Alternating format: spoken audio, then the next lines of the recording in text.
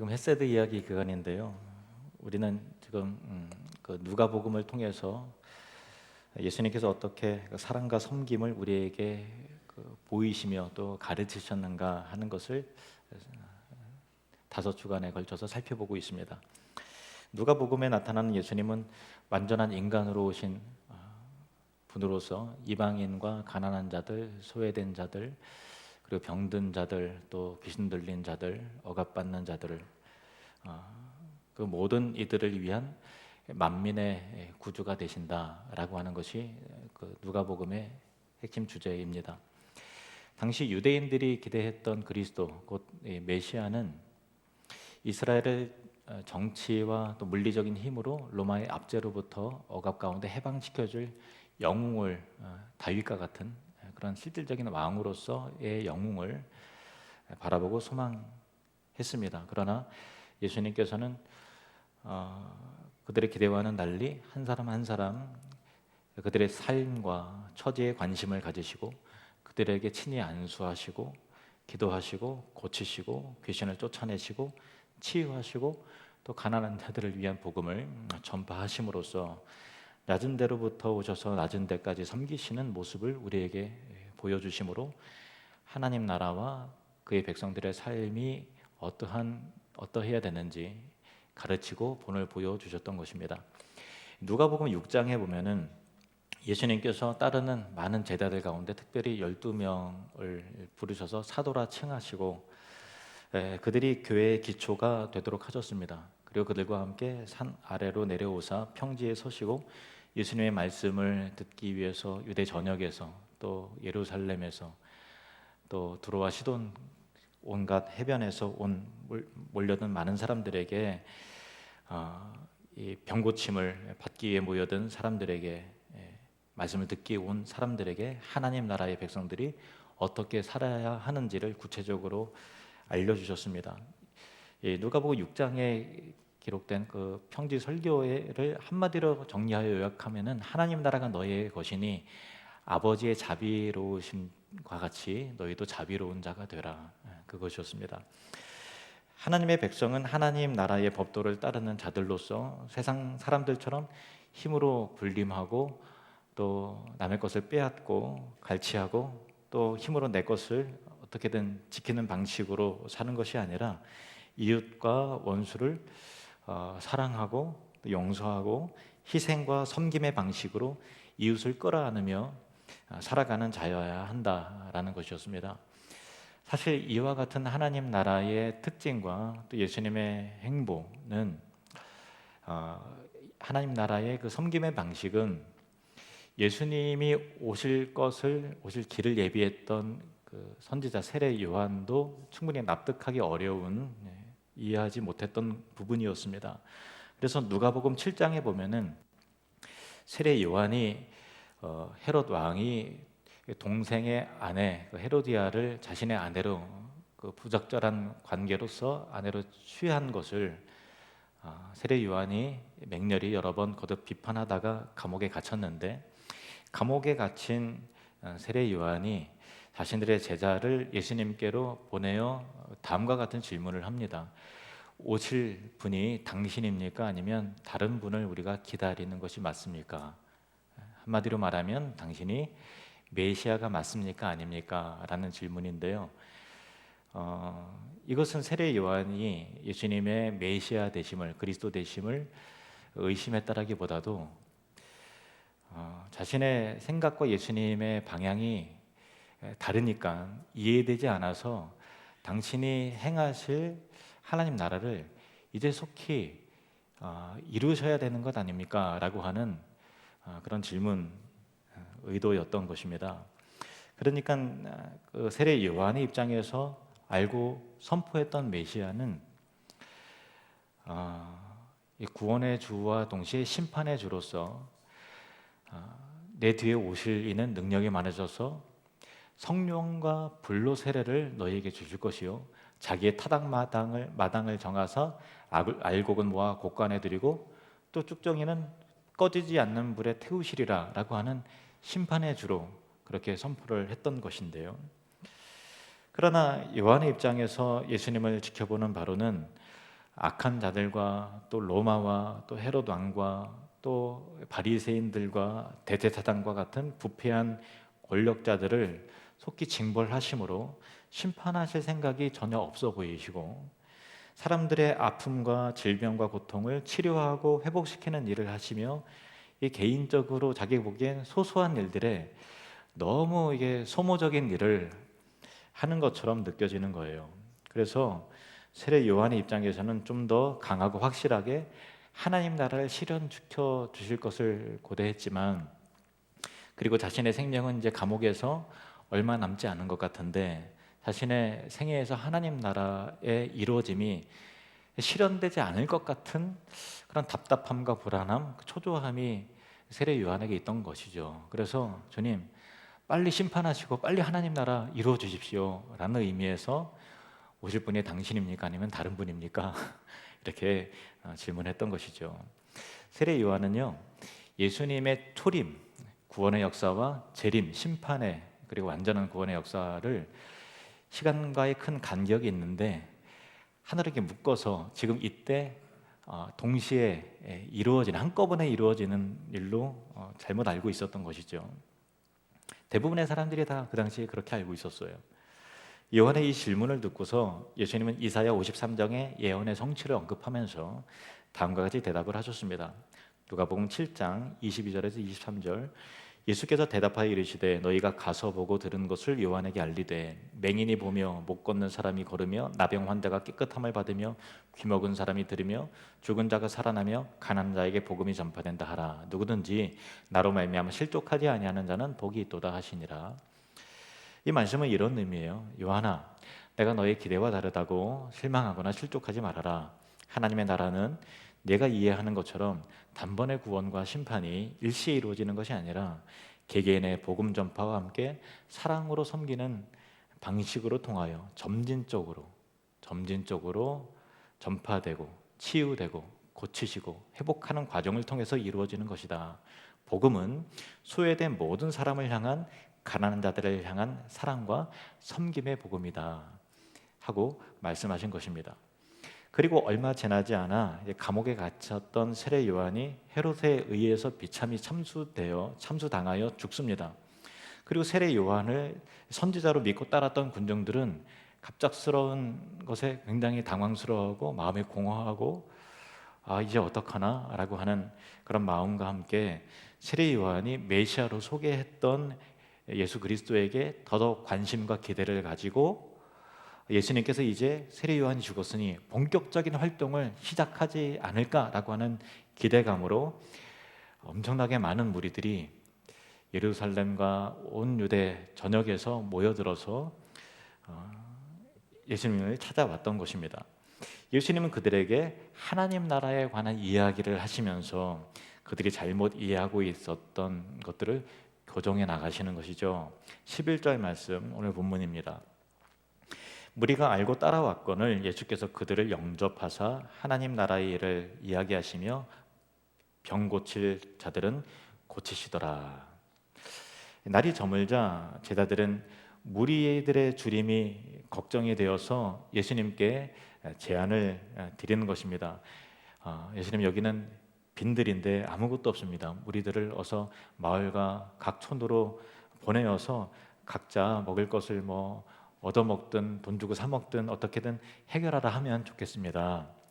그러자 예수님은 너희가 먹을 것을 주라 하셨습니다. 제자들의 입장에서는 예수님의 말씀이 황당하기도 하고 참 난감하기도 했을 것입니다.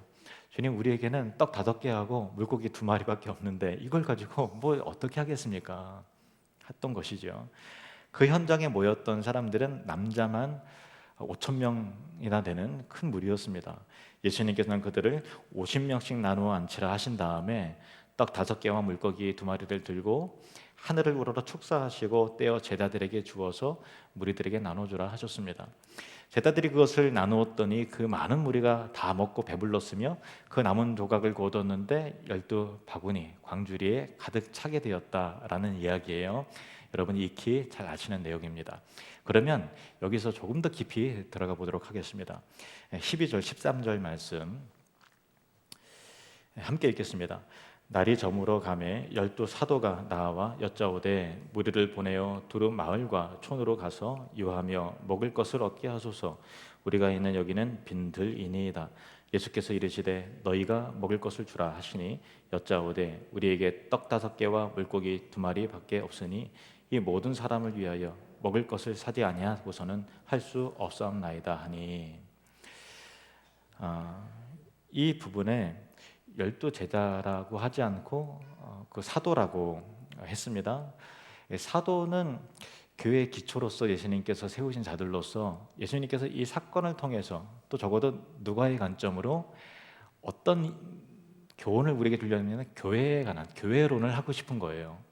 그래서 예수님께서 사도들의 제안에 너희가 먹을 것을 주라라고 하시지 않았습니까? 근데 다른 복음서에 보면은 이 오병이의 기적에 누가 등장하는 거면은 한 아이가 등장을 하죠. 그죠? 아이가 도시락으로 싸운 보리떡 5개 물고기 2마리를 제자들에게 갖다 주고 제자들이 그것을 이수는 이거 갖고 왔습니다라고 하는데 누가 보면 이 아이가 생략이 돼요. 생략이 됐던 이유는 너희가 먹을 것을 주라라고 했을 때 누가의 관점에서는 사도들 즉 교회론에 관한 교회의 사명이 어떠해야 되느냐라고 하는 것을 주의를 분산시키지 않고 사도들에게만 교회에게만 집중시키기 위한 생략법인 것이죠. 교회는 예수님을 따르는 공동체죠. 그리고 여러분 한 사람 한 사람이 저와 여러분이 곧 교회입니다. 한 사람 자체를 예수님을 믿는 한 사람이 교회인 건 아니지만 한 사람이 2-3사람이 모인 곳에 내와 너희와 함께 있을 것이다라고 하는 이 공동체가 교회인데 공동체를 구성하는 저와 여러분 각자 하나하나가 또한 교회인 것이죠. 같이 한번 따라해 보겠습니다. 내가 교회입니다. 내가 교회입니다. 너희가 먹을 것을 주라. 예수님께서 이웃과 가난한 사람들의 필요를 채우는 사랑과 용서와 섬김의 일들을 그냥 직접 하시지도 되잖아요. 무리들이 먹을 것 하나도 없고 이제 참 배고플 때가 되었는데 각자 사 먹게 해주십시오. 자, 그럼 내가 이렇게 하겠다 하고서 예수님이 굳이 사도들을 동원하지 않고 직접 하셔도 되는데 너희가 먹을 것을 주라라고 하심을 통해서 이 세상의 줄인 자와 또 이 가난한 자들의 필요가 누구를 통해서 흘러가기를 예수님이 의도하시는가 할 때 교회를 통해서 저와 여러분을 통해서 예수님이 직접 하시지 않고 예수님의 일이 교회를 통해서 너희가 하라라는 메시지에 우리가 순복하는 것을 보시고 펼치시는 사역이라는 것입니다. 당신의 일을 교회에 맡기신다는 것이죠. 그런데 그 일들은요 우리의 분량과 수준과 우리의 힘 규모를 벗어나는 일들일 때가 참 많죠. 근데 이게 복음과 선교와 사랑의 헌신과 관련된 모든 일들이 사실 우리의 능력 밖의 일입니다. 예수님께서 갈릴리 어부들에게 평생 갈릴리 밖으로 나간 적도 없는 사람들에게 너희는 온 유대와 사마리아와 땅 끝까지 이르러 내 증인이 되라 말씀하시고 너희는 모든 민족을 제자로 삼아서 아버지 아들과 성령의 이름으로 세례를 베풀라. 모든 민족을 제자로 삼으라. 이 어부들에게 이 제자들에게 예수님께서 하신 것 자체가 교회에게 하신 것 자체가 능력 밖의 사명과 일들을 우리에게 맡기신 것이죠. 그러나 실제로 복음과 섬김과 그 사랑에 순종하여 따르다 보면은요 어떤 것을 우리가 느끼는가 하면은 처음엔 부담스럽고 야 이거 우리 어떻게 하지? 너희가 먹을 것을 주라 하실 때 내가 하는 것 같지만 실제로 내가 도구가 될 뿐이고 우리의 헌신은 보리떡 5개 물고기 2마리 정도밖에 안 돼요. 그렇지 않나요? 냉정하게 따져보면 우리가 대단한 헌신한 것 같지만 있는 거 그냥 드린 것뿐이죠. 그렇지만 나는 도구가 될 뿐이고 결과적으로는 주님의 기가 막히고 놀라운 기적과 영광스러운 일에 우리가 동참하는 기쁨과 상급과 은혜를 우리에게 기회를 주시는 예수님의 사랑인 거죠. 예수님이 하실 수 없어서 너희가 주라. 나는 없으니까 너희가 알아서 해 하고 책임 전가를 한 것이 아니라 이 위대한 하나님 나라의 확장과 은혜의 일에 너희도 끼워줄 테니 나와 함께 이 일을 하자라고 하나님 나라의 확장의 일에 그 축복과 기적의 역사에 동역할 수 있는 기회를 주시는 것이죠. 신자된 자의 영광은 주님이 주시는 행하시는 하나님 나라의 기적에 동역하고 그 영광과 상급을 같이 누리는 데 있습니다. 그래서 주님은 그 성취와의 기쁨과 영광을 우리에게 얻게 하시기 위해서 우리에게 계속해서 일을 맡기시는 것이죠. 우리 교회는 하늘누린 교회입니다. 어떻게 하늘의 영광과 기쁨을 누릴 수 있을까요? 주님의 일에 동역할 때 그 놀라움과 그 영광과 기적을 누리고 경험하게 됩니다. 우리 교회는 예수님의 일을 계속해서 동역해 나가기를 원합니다. 그것이 여러분에게 칭찬과 영광과 면류관과 기적을 경험하는 은혜의 기름을 믿습니다. 14절 15절 말씀 보시겠습니다. 함께 읽겠습니다. 이는 남자가 한 5,000명 되밀어라 제자들에게 이르시되 때를 지어 한 50명씩 앉히라 하시니 제자들이 이렇게 하여 다 앉힌 후. 남자만 5,000명이라고 했으니까 여자와 아이들 대부분 여자들이 많이 많잖아요. 적어도 10,000명은 좋게 넘는 그런 거대한 무리였을 것입니다.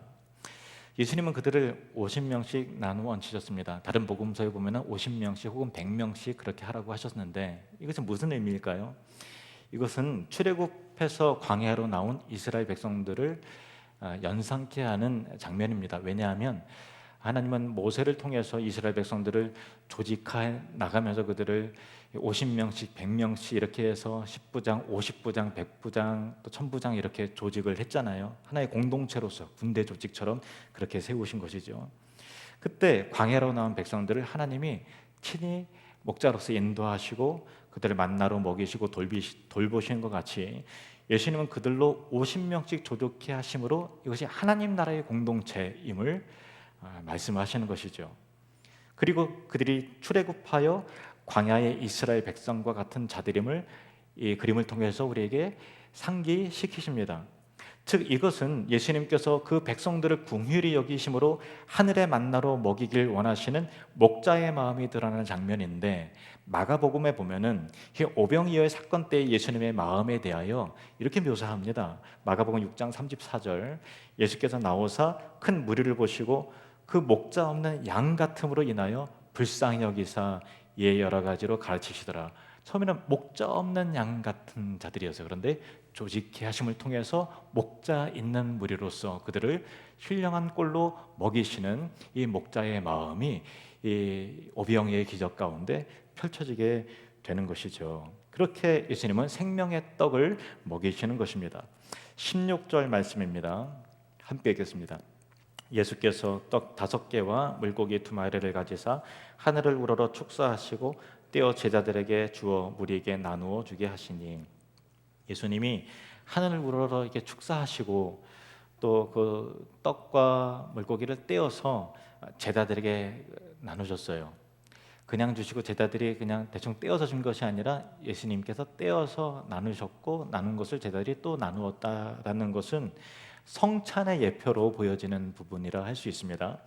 고린도전서 11장 23절에서 24절에 내가 너희에게 전한 것은 주께 받은 것이니 곧 주께서 잡히시던 밤에 떡을 가지사 축사하시고 떼어 가라사대 이것은 너희를 위하는 내 몸이니 이것을 행하여 나를 기념하라 하시고 예수님께서 떡을 가져서 하늘으로 축사하시고 떼어서 제자들에게 주실 때 뗀 것은 떡이 곧 예수님의 몸으로서 예수님으로부터 떨어져 나간 이 희생과 사랑과 섬김의 몸으로서 제자들에게 나눈 것이죠. 이 바울이 고린도 교인들한테 이 성찬을 나누면서 이것은 내가 주는 떡이다라고 하지 않고 내가 주는 것은 주께로 받은 것이다 하면서 주께서 잡히시던 밤에 떡을 가지고 축사하시고 떼어서 이것은 너희를 위한 내 몸이다.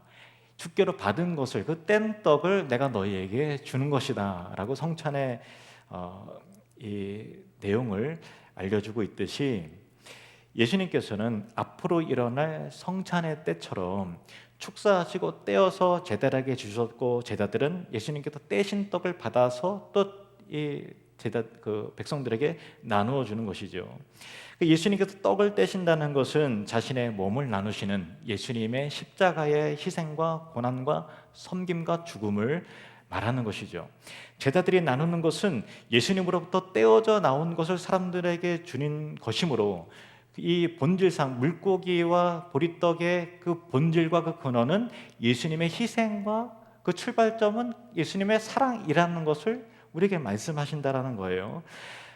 우리가 헤세드 이야기를 실천할 때 도덕과 윤리적인 개념에서 나눔과 섬김이 아니라 예수님의 십자가의 희생과 사랑을 근거로 한 나눔과 섬김이어야만 한다라는 거예요. 사랑? 예수님 없는 사랑은요, 어떤 사랑인가 하면은 처음에 감동받고 사랑을 베푸지만 결국은 인간적인 사랑으로서 그 한계가 명확합니다. 왜냐하면은 사람의 사랑은 늘 자기중심적이라서요, 계산을 해요. 사람은 다 그래요. 주었지만 그것에 대해서 어떤 내 심리가 뭔가 반응과 대가를 바라면서 충족되지 않으면 괘씸하게 생각하고, 야, 어떻게 그럴 수가 있지? 섭섭하게 되고, 이 사랑에 대해서 지극히 뚜렷한 한계를 갖습니다. 계산합니다. 그리고 뭔가 얻을 것을 은근히 바라고 기대하죠. 영광, 그게 아니라면 영광과 찬사를 얻기를 바라죠. 그러나 예수님의 사랑은 거저 주시는 헤세드, 아가파오, 아가페의 사랑을 우리에게, 조건 없는 사랑을 우리에게 베풀어 주셨잖아요. 그래서 우리가 나누어 주는 긍휼과 자비와 용서는 그냥 쿨하게 인간적인 마음으로 하게 되다 보면 결국 어떤 부작용이 있는가 하면 지쳐요. 내가 어떻게 했는데 나한테 그럴 수가 있지. 이 사랑이 분노와 증오로 바뀔 때가 얼마나 많은지 몰라요. 가족 안에서도 그런 거를 경험하잖아요. 가족의 사랑은 굉장히 위대한 사랑인데 그 한계가 뚜렷하지 않습니까? 그런데 그 사랑의 근거와 뿌리를 예수님의 십자가에 두면 베풀고 나누지만, 인간이기 때문에 섭섭한 마음이 들기도 하고 계산하는 마음이 들기도 하지만, 그럴 때마다 말씀 앞에, 십자가 앞에 설 때마다 주님의 사랑으로 우리가 공허하지 않도록 채워주시고, 나누고 베푸는 것이 사람에게 돌아오는 칭찬과 영광과 자기의가 아니라 하나님께서 인정해주고 기억하는 것만으로 족한 순수한 사랑이 되는 것이죠. 여러분, 저와 여러분 안에 헤세드의 펼침이 주님만 알아주면 족하다라고 하는 순수한 사랑과 행함이 되시기를 주 이름으로 축원합니다. 그럴 때 지치지 않고 변질되지 않고 섭섭함이 없어요. 섭섭마귀가 물러가고 우리 안에 순수한 사랑의 행함을 통해서 하나님 나라의 누름이 펼쳐지게 되는 것이죠. 예수님은 누구든지 나를 따라오려거든 자기를 부인하고 자기 십자가를 지고 나를 따르라 하셨습니다.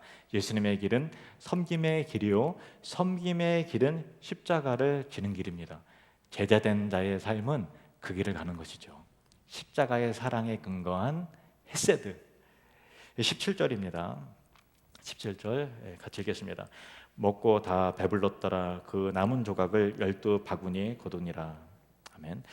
이 오병이어 기적 바로 앞에 있었던 사건은 세례 요한의 죽음입니다. 그래서 오병이어를 말하는데 왜 세례 요한을 계속 언급했을까? 뭐 그런 이야기를 지금부터 좀 하려고 그래요.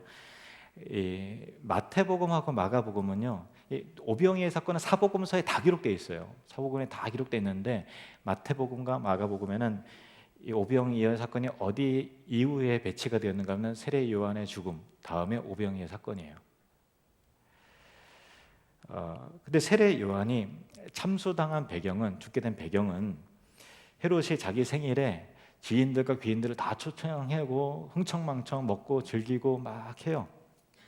잔치를 하는데 헤롯이 아내로 삼은 이제 헤로디아의 딸이 막 이제 춤을 막 추면서 헤롯 왕과 모인 사람들을 막 기쁘게 흥을 돋구는 거예요. 그러니까 술도 취했다, 또 춤도 잘 췄겠다 하니까 또 호탕하게 한번 쏴야만 역시 그릇이 넓다라고 하는 자기의 호의가 멋있게 증명되니까 내게 원하는 것을 구하라, 내가 다 들어줄게 했던 거죠. 그러니까 헤로디아의 딸이 어머니 찾아가서 왕이 이렇게 말했다 하니까 헤로디아가 딸에게 너는 이렇게 대답을 하라 라고 요청한 것이 수반에 세례 요한의 머리를 담아서 내게 주소서, 그거예요.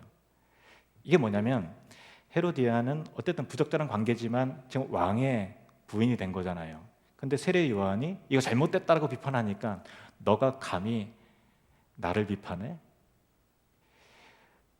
그러니까 나를 비판한 자는 이와 같이 될 것이다라고 하는 그 정치적인 교묘한 힘을 가진 자를 억압하고 두렵게 함을 통해서 나한테 찍소리하지 못하게 하는, 내가 어떻게 얻은 자리인데 하면서 자기의 위치와 영광을 힘으로 제압해서, 공포로 제압해서 하는 그런 것이 잔치 안에서 벌어지는 것이죠.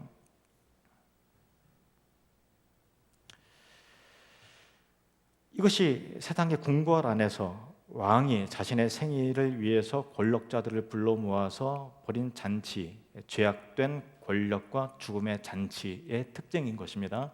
그리고 이 사건 이후 오병이어가 등장을 하는데 무슨 의미이겠습니까?